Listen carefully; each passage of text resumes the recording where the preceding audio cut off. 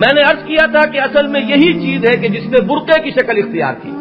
چادر کی صورت میں اگر ہے تو اس میں ایک ہاتھ سے اس کو پکڑے رہنا پڑے گا.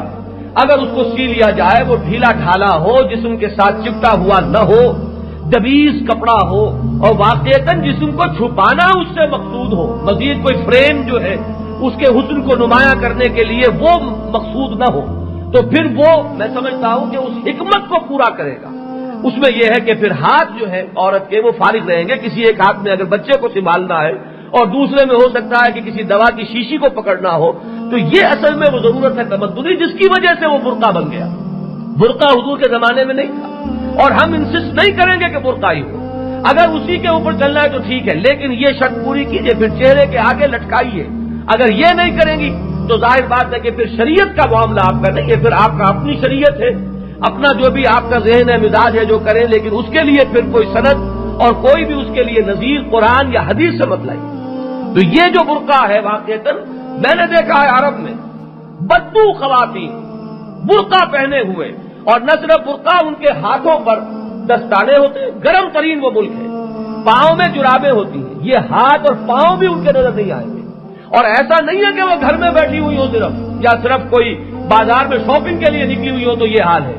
ہاتھ میں ان کے لکڑی ہے اور وہ بھیڑیں اور بکریاں چرا رہی ہیں، یا اونٹوں کا گلہ ہے اور لاٹھی لیے ہوئے اونٹوں کو جو ہے وہ کسی طرف لے کر جا رہی ہے پانی پلانے کے لیے. اتنی سخت ترین خدمات وہ کرتی ہیں، لیکن یہ کہ اپنے حجاب کے احکام جو ہے اللہ نے جو دیے ہیں ان کی پابندی ہو رہی ہے. ہمارے ہاں ہندو ماحول جو تھا، اگرچہ ہندوستان میں ایک طرف تو راجپوتوں کے ہاں تھا پردہ، وہ تھا پردہ، لیکن عام طور پر جو ہے یہ پردہ ہندوستان میں نہیں تھا.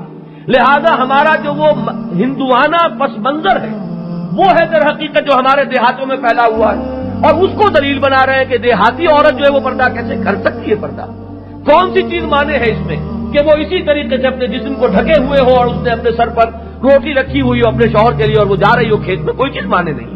ان تمام چیزوں کو اگر کرتے ہوئے ان کی پابندی، اگر بھیڑیں بکریاں چرائی جا سکتی ہیں، ان کو چارہ ڈالا جا سکتا ہے، اونٹوں کی گلہ بانی کی جا سکتی ہے، اگر پانی لایا جا سکتا ہے، تو کوئی وجہ نہیں ہے کہ کھیت کا کام نہ ہو سکے.